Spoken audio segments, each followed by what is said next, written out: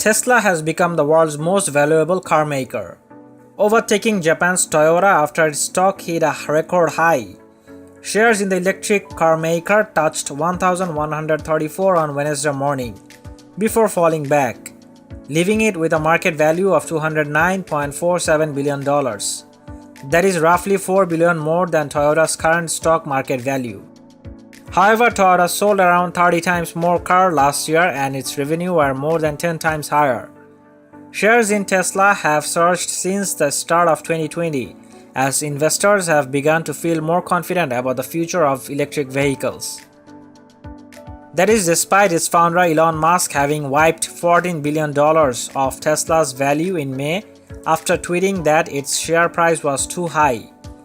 After years of losses, the California firm has also delivered 3 profitable quarters in a row and maintained that momentum during the first 3 months of 2020. Toyota, however, remains a far larger business in terms of sales.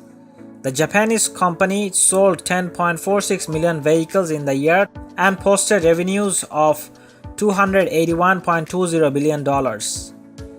Tesla ended 2019 with sales of just $24.6 billion, having delivered 367,200 vehicles last year.